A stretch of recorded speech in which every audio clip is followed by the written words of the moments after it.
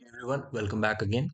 पिछले वीडियो में हमने पढ़ा था कि इक्विवेलेंस रिलेशन क्या होता है, और अब हम और इक्विवेलेंस रिलेशन मतलब रिफ्लेक्सिव, सिमेट्रिक, ट्रांजिटिव तीनों प्रॉपर्टी सेटिस्फाई करना चाहिए।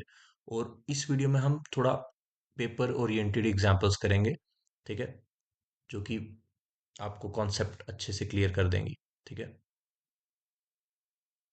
एक दो चीजें पिछले वीडियो में मैंने बताई थी जो मतलब पेपर में पूछने के चांसेस बहुत कम है, लेकिन उसको पता हो तो अच्छा ही रहता है।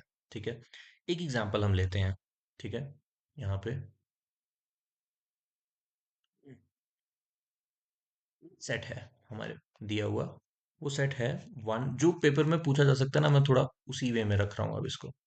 ठीक है, क्योंकि हमने समझ ली जितनी थ्योरी समझनी थी, ताकि अब हमें कॉन्सेप्ट रिवाइज हो जाए, इसीलिए मैं ये एग्जांपल करवा रहा हूँ।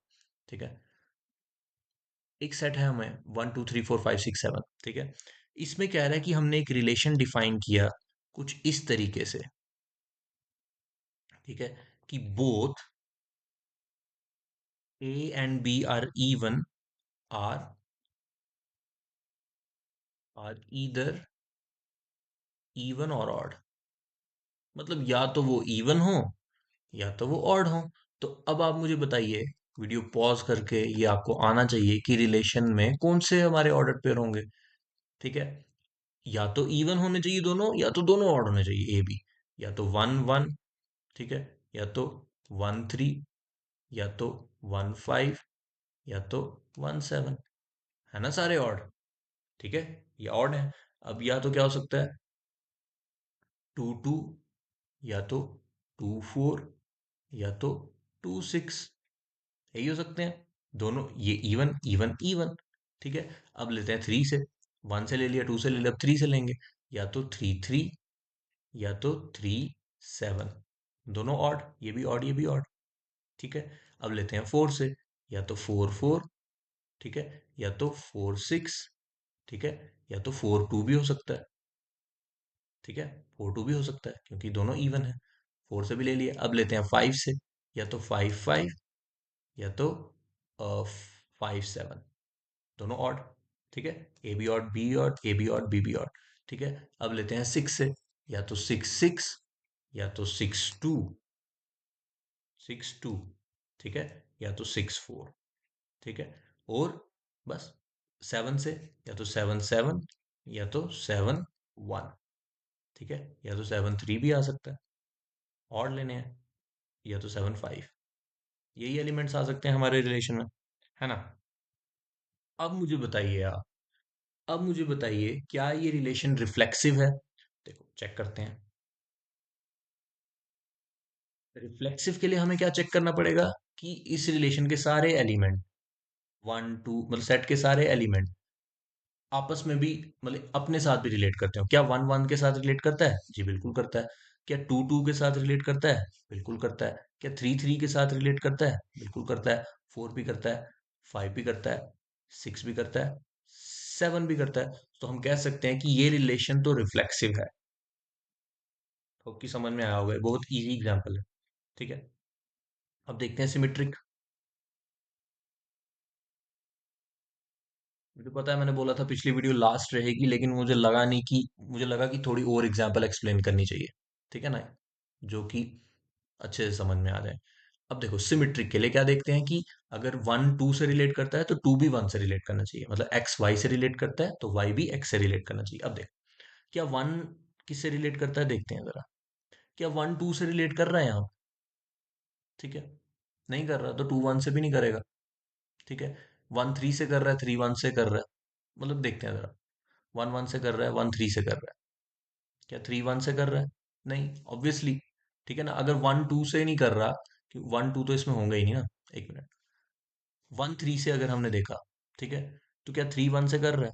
करेगा ना, क्योंकि देखो अभी लिखा होगा हमने, यहाँ पे लिखा नहीं है, लिखा नहीं है हमने। क्योंकि थ्री वन भी तो ले सकते हैं ना हम, ये भी तो ऑर्डर्ड पेयर है। ठीक है ना, वन थ्री से कर रहा है तो थ्री वन से भी करेगा। ठीक है, वैसे ही वन फाइव से कर रहा है तो फाइव वन से भी करेगा रिलेट। ठीक है, वो भी लिखा नहीं है यहाँ पे। ठीक है, ये देखो ये सिंपल चीज है ये। अब मैं बहुत सारे मिस कर गया हूँ यहाँ पे, लेकिन रिलेशन देखो ना कितना इजी है। या तो आप सारे दोनों ऑर्डर पेयर ऐसे लो, सारे ऑर्डर पेयर ऐसे लो जिसमें दोनों एलिमेंट या तो ऑड हो या तो इवन हो। तो ऑब्वियस सी बात है ना, अगर वन 1 3 से कर रहा है, 1 2 का तो सवाल ही पैदा नहीं होता ना, वो तो रिलेशन में नहीं आएगा। 1 3 से कर रहा है क्योंकि दोनों ऑड लेने हैं, तो 3 से 1 भी तो करेगा, है ना।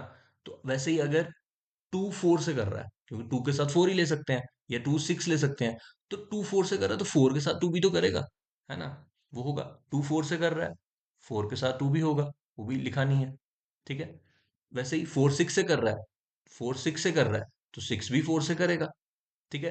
5 7 से कर रहा है, 5 7 से कर रहा है तो 7 भी 5 से करेगा। तो ये सारे सिमेट्रिक भी हैं। अब देखो बहुत सारे लिखे नहीं, क्योंकि ये भी एक्सट्रैक्ट ही क्वेश्चन है एक, ठीक है ना। ये भी समझने वाला, मतलब ये आपको पेपर में आएगा, आपको रिलेशन इतना बड़ा लिखने की जरूरत नहीं है। आपको समझ में आ जाएगा खुद ही कि सारे ऑड लिखे हैं मैंने और सारे इवन लिखे हैं मैंने। और मैंने पिछले वीडियो में बताया था, दो इक्विवेलेंस क्लास बन रही है इसमें, एक ऑड की एक इवन की। तो इक्विवेलेंस क्लास इक्विवेलेंस रिलेशन की ही बनती है, ठीक है। तो ये सिमेट्रिक भी है,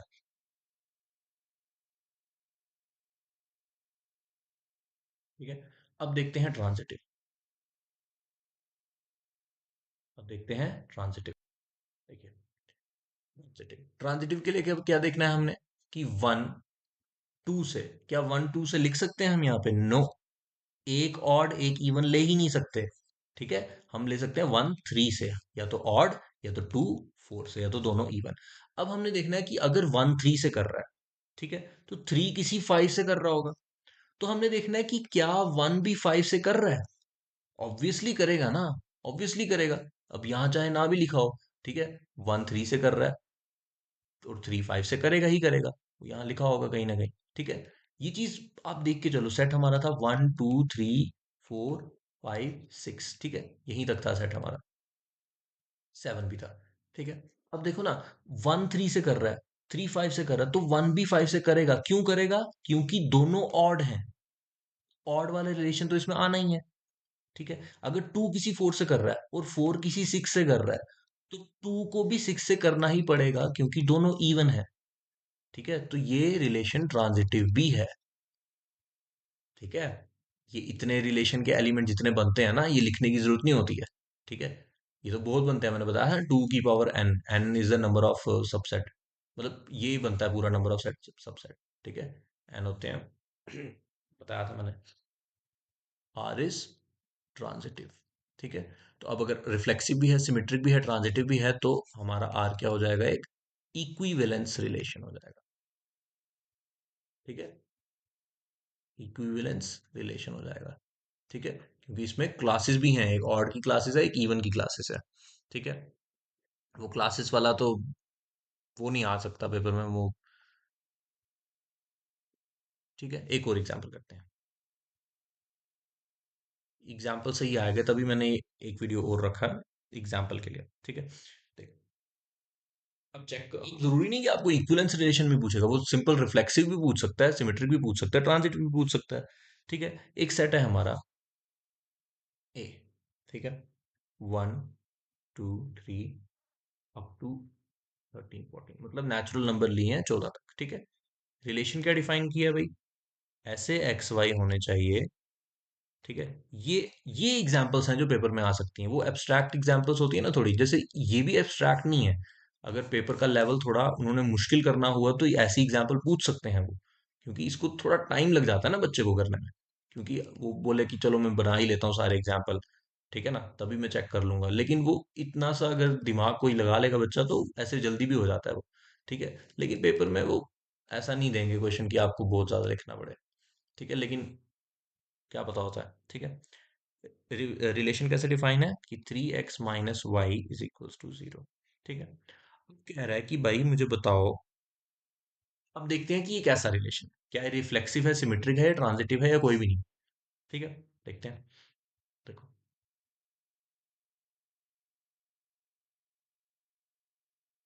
हम्म, देखो कौन से एलिमेंट आएंगे रिलेशन में? Ordered pair. ऐसे ऑर्डर्ड पेयर जो कि इस कंडीशन को सेटिस्फाई कर देंगे। ये कंडीशन क्या है? इस कंडीशन को हम ऐसा नहीं लिख सकते क्या?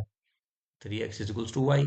मतलब मैंने बताया था, इसका मतलब कि y जो है वो 3 टाइम्स ज्यादा है x से, एक्स ज्यादा नहीं है, वाई ज्यादा है, ठीक है, क्योंकि एक्स को उसके बराबर करने के लिए 3 जोड़ना पड़ा, टाइम्स 3 टाइम्स, ठीक है।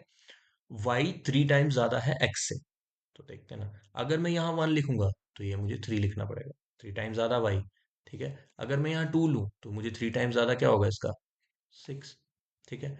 और अगर मैं यहाँ 3 लूँ तो 3 टाइम्स ज्यादा मतलब 9, और अगर मैं यहाँ 4 लूँ तो 3 टाइम्स ज्यादा मतलब 12, और अगर मैं यहाँ 5 लूँ, 3 टाइम्स ज्यादा मतलब 15, बट 15 तो सेट में ही नहीं है, ठीक है, 15 तो है ही नहीं सेट में, तो ये ले ही नहीं सकते हम, ठीक है। तो हमारा रिलेशन कुछ ऐसा ही बनेगा, बस इतना ही बनेगा, ठीक है। हाँ, ये एग्जांपल्स पूछी जा सकती हैं क्योंकि ये छोटी है ना, टाइम कम टाइम में खत्म हो जाती हैं। अब मुझे बताओ, क्या ये रिफ्लेक्सिव है? क्या वन वन से रिलेट कर रहा है? नो, रिफ्लेक्सिव तो नहीं है। कोई भी एलिमेंट अपने आप से रिलेट कर रहा है? नहीं कर रहा। इसमें कर रहा था ना, इसमें कर रहा था, इसमें वन वन से कर रहा था, टू टू से कर रहा था, क्योंकि दोनों ऑड हैं, दोनों इवन है, ठीक है, रिफ्लेक्सिव तो नहीं है। अब देखते हैं सिमेट्रिक। क्या ये सिमेट्रिक है? क्या मतलब 1 3 से कर रहा है और 3 1 से कर रहा है? नो। तो क्या ये ट्रांजिटिव है? ऑब्वियसली नॉट, ठीक है। क्या 1 3 से कर रहा है और 3 9 से कर रहा है? क्या 1 9 से कर रहा है? नो, ठीक है ना। एक और एग्जांपल लेते हैं, होप कि आपको समझ में आया होगा इक्विवेलेंस रिलेशन अब, ठीक है। मैथ्स वाले बैकग्राउंड के जो है उनको तो, अगर जिन्होंने 11 12 में मैथ्स पढ़ा उनको आ जाएगा होगा, अगर अच्छे से पढ़ा है तो, ठीक है। नॉन मैथ्स वाले बच्चों के लिए मैंने ये एक्स्ट्रा क्लास लाई है एग्जांपल्स की, ठीक है। देखो, एक और करते हैं एग्जांपल। क्या रहा है, एक रिलेशन डिफाइन किया गया है नेचुरल नंबर पे, relation R in the set natural number, ठीक है। कैसे डिफाइन किया है भाई?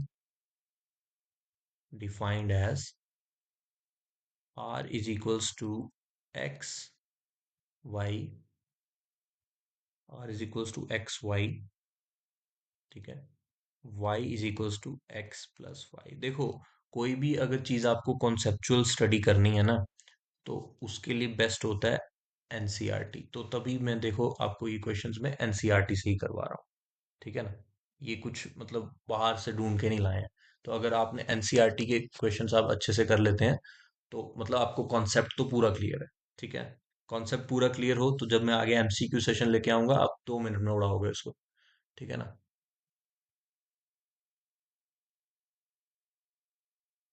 देखिए, relation R in the set natural number defined as this, देखो मतलब आपने पूरे नेचुरल नंबर के सेट पे रिलेशन लिया है, तो मतलब बताइए फिर रिलेशन में एलिमेंट कौन से आएंगे भाई, ठीक है।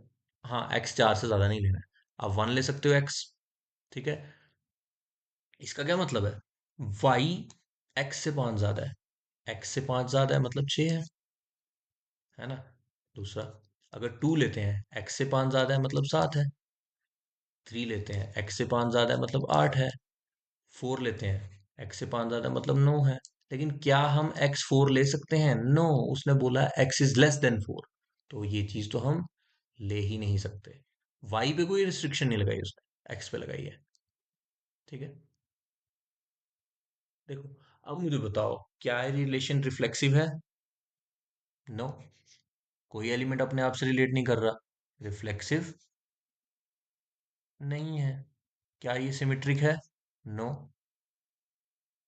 कहाँ कोई एक उल्टा भी रिलेट कर रहा है आपस में, मतलब 1 6 से 6 1 से कर रहा है? नो। ट्रांजिटिव है? नो। बस यही पूछ सकते हैं हम, ठीक है। ये भी वही बच्चा करेगा जिसने पिछले 4 5 लेक्चर अच्छे से समझे हैं, ठीक है। तीसरी एग्जांपल लेते हैं, relation R in the set A is equals to 1 2 3 4 5 and 6, ठीक है। कैसे डिफाइन किया भाई? R is equals to x y, ऐसे एक्स वाई लेने हैं हमने कि वाई इज डिविजिबल, देखो x is divisible by y, y is divisible by x, दोनों अलग चीजें होती हैं इसको, कंफ्यूज ना कर दे, वैसे कौन ही करेगा, लेकिन कभी कभी हमसे गलती लग जाती है। मतलब उस चीज का थोड़ा ध्यान रखना है, ठीक है। देखो, आपने इस सेट के एलिमेंट लेने हैं, और आपने एक्स कैसा लेना है, ऐसा एक्स लेना है जो वाई से डिवाइड हो जाए, ठीक है। ऐसा एक्स लेना है जो वाई से डिवाइड हो जाए। देखिए मेरी बात सुनिए, क्या मैं यहाँ वन लूं, ठीक है, ऐसा एक्स वाई से डिवाइड हो जाएगा वन खुद ही, ठीक है ना। अगर ये मेरा एक्स है, ये मेरा वाई है, तो क्या ये वाई इस वन से डिवाइड नहीं हो रहा, ठीक है। और मैं क्या ले सकता हूँ, ठीक है, ये टू मेरा वन से डिवाइड हो रहा है, क्योंकि वन से तो सारे ही डिवाइड हो जाते हैं ना, तो मतलब वन के साथ में वाई के सारे एलिमेंट ले सकता हूँ, है ना। ये सिक्स भी वन से डिवाइड हो जाएगा, मतलब this y is divisible by x, तो वन के साथ तो ये ले लिया, ठीक है। अब आगे, अब टू के साथ देखते हैं कौन से ले सकते हैं। मतलब टू किस किस को डिवाइड कर सकता है यहाँ पे, टू किस अभी देखो, डिवाइड कर सकता है, डिविजिबल बाय अलग चीजें हैं। वाई डिविजिबल होना चाहिए एक्स से, और एक्स डिवाइड करना चाहिए वाई को, ये एक ही चीज है। आप इसको ऐसे भी पढ़ सकते हो कि टू किस किस को डिवाइड कर सकता है। टू अपने आप को डिवाइड कर सकता है, टू फोर को डिवाइड कर सकता है, टू सिक्स को डिवाइड कर सकता है, ठीक है। अब चलते हैं थ्री पे। थ्री किस किस को डिवाइड कर सकता है, थ्री अपने आप को डिवाइड कर सकता है, थ्री सिक्स को डिवाइड कर सकता है। अब चलते हैं फोर पे। फोर किस किस को डिवाइड कर सकता है, फोर अपने आप को डिवाइड कर सकता है, बस अपने आप को ही करेगा, आगे कोई है ही नहीं है, ठीक है ना।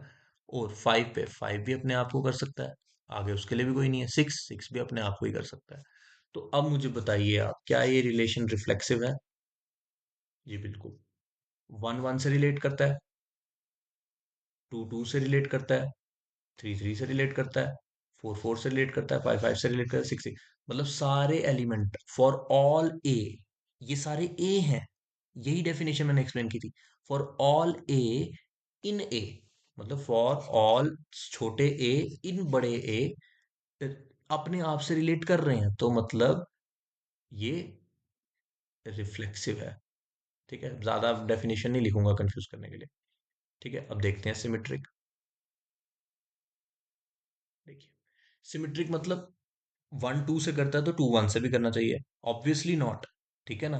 अगर four is divisible by two होता है, तो two is divisible by four नहीं होता कभी भी, है ना। तो सिमेट्रिक तो कभी हो ही नहीं सकता, ये रिलेशन ही ऐसा है, ठीक है। अब ट्रांजिटिव देखते हैं।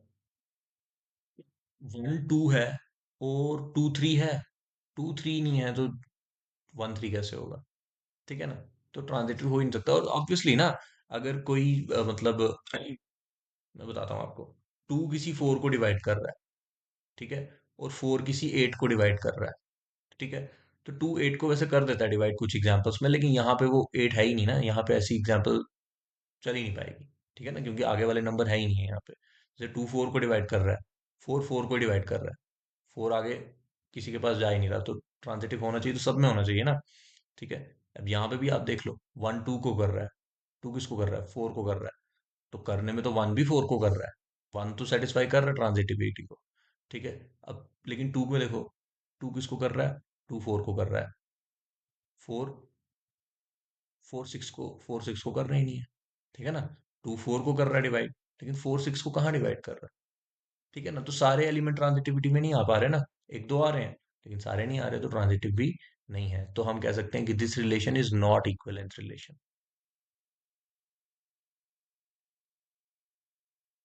ठीक है।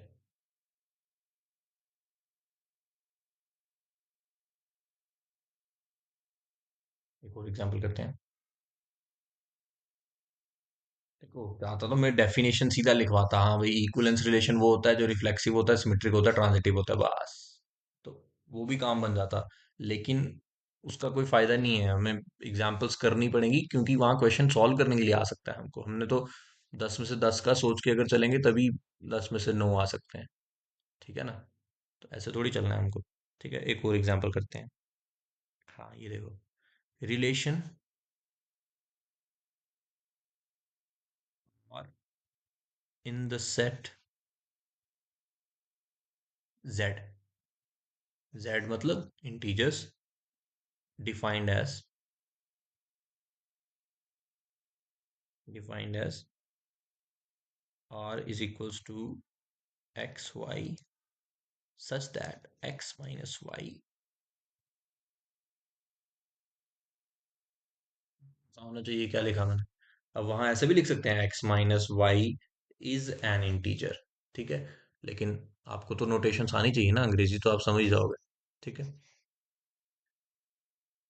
देखिए, sorry for my hand writing, I am really very sorry, ठीक है। देखिए, अब इंटीजर्स पे लग रहा है, ठीक है। इंटीजर्स आपको पता है क्या होते हैं, ठीक है। अब मुझे बताओ, किसी भी इंटीजर को माइनस करके, आपस में हम माइनस कर दें 2 4, तो आंसर तो इंटीजर ही आएगा ना, ठीक है। 4 2 1 1 3, माइनस कर देंगे -2 आ जाएगा। मतलब किसी भी इंटीजर को हम माइनस कर देंगे आपस में, तो आंसर तो इंटीजर ही आएगा। तो यहाँ पे जो है, आर में कौन से आ जाएंगे, मतलब वो सारे एलिमेंट आ जाएंगे, A1 A2, such that A1 A2 belong to Z, मतलब सारा इंटीजर्स ही आ जाएंगे। समझ में आए, आर में सारे एलिमेंट्स आ जाएंगे ऐसे, ठीक है ना। तो आपको पूछ सकता है कि आर में क्या आएंगे, सारे इंटीजर्स आ जाएंगे, क्योंकि सारे ये चीज सेटिस्फाई कर ही देंगे, ठीक है ना। अब हमने देखना ये है कि क्या ये रिफ्लेक्सिव है। देखो, अगर हम 1 1 ले लें, ठीक है, या 2 2 ले सकते हैं ना, 3 3 ले से, मैंने कहा ना सारे ही ले सकते हैं। ये मैं थोड़ा और साफ लिख देता हूँ यहाँ पे, मेरे को थोड़ा अच्छी आदत नहीं है, मैं ऐसे ही लिखता हूँ थोड़ा, ठीक है। वैसे तो सीधा जेड करके भी लिख सकते हैं, लेकिन ऐसे एलिमेंट होंगे इसमें, ठीक है, ऑल बिलोंग टू जेड, ठीक है। इसमें सारे इंटीजर्स हो जाएंगे, या फिर इसको हम ऐसे भी लिख सकते हैं, सीधा जेड के बराबर, ठीक है। अब मैं बताओ, मुझे कोई भी इंटीजर ले लें हम, 4 4 5 5 ऐसे करते करते, क्या इनको माइनस करके जीरो आता है ना, यही कंडीशन दी है ना, जीरो आता है, जीरो आता है, जीरो, तो जीरो भी तो इंटीजर ही है, तो हो गई ना कंडीशन सेटिस्फाई। मतलब हर एलिमेंट अपने साथ तो रिलेट करता ही है, मतलब मैं किसी 1 3 ले लूं, उसके साथ 1 3 ले लूं, ठीक है, तो इन दोनों को जब मैं माइनस करूंगा रिलेशन के अकॉर्डिंग, तो मेरा आंसर जीरो आता है, तो जीरो भी तो इंटीजर ही होता है ना।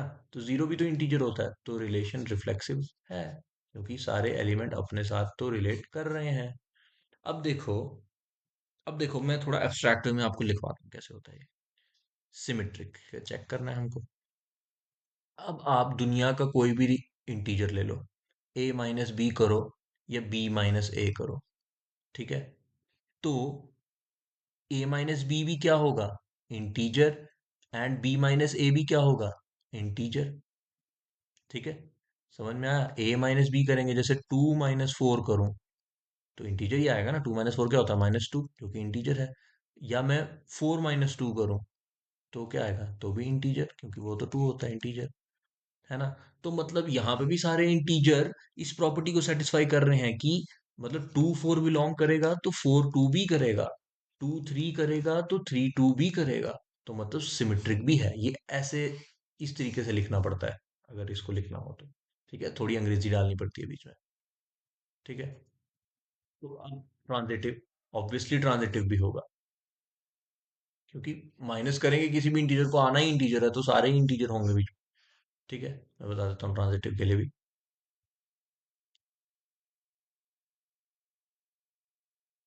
मुझे नहीं लगता ऐसी एब्स्ट्रैक्ट एग्जांपल कोई भी देंगे वो आपको। देखो, जैसे मैं कोई भी इंटीजर ले, ठीक है, जैसे मैं ले लूं A - B, इंटीजर होगा, ठीक है। B - C भी इंटीजर होगा, तो मैं अगर डायरेक्ट A - C कर दूं, तो वो भी तो इंटीजर ही होगा, है ना। मतलब सपोज अब एग्जांपल देके मैं आपको बताता हूँ,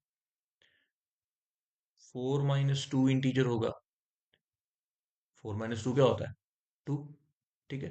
अब 2 - 6 ले लो, 2 - 6 क्या होता है, -4, ये भी इंटीजर होगा। तो अगर मैं डायरेक्ट 4 को ही 6 से माइनस कर दूं, 4 - 6, तो वो भी तो -2 इंटीजर ही है।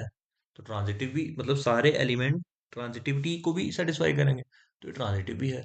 तो हम कह सकते हैं कि ये जो रिलेशन हमें दिया है ऊपर, ये ये इक्वलेंस रिलेशन है, ठीक है। वैसे मुझे लगता है काफी हैं एग्जाम्पल समझाने के लिए, हम्म। ठीक है, अगर आपको कोई डाउट होगा इसमें इक्विवेलेंस रिलेशन में, ठीक है, तो आप मुझे कमेंट्स में बताना। मैं इसको वापस एक्सप्लेन भी कर दूंगा, थोड़ा और इजी एग्जांपल्स लेके आऊंगा। ठीक है, अभी तो मुझे जो बुक में दिखी मैंने एक्सप्लेन की, तो मैं नहीं तो थोड़ा, मैं नॉन मैथ्स बैकग्राउंड वाले बच्चों के लिए बोल रहा हूँ, तो मैं थोड़ा इजी एग्जांपल्स लेके आऊंगा, या एमसीक्यूज ही लेके आऊंगा, उसके साथ इसको मैं अभी एक्सप्लेन कर दूंगा ताकि आपको भूले ना। बाकी आपको मोटा मोटा यही याद रखना है, रिफ्लेक्सिव की डेफिनेशन, सिमेट्रिक की डेफिनेशन, ट्रांजिटिव की डेफिनेशन, और अगर कोई रिलेशन ये तीनों प्रॉपर्टीज होल्ड करा दे तो वो होता है इक्विवेलेंस रिलेशन। ठीक है, thank you all for listening, bye bye.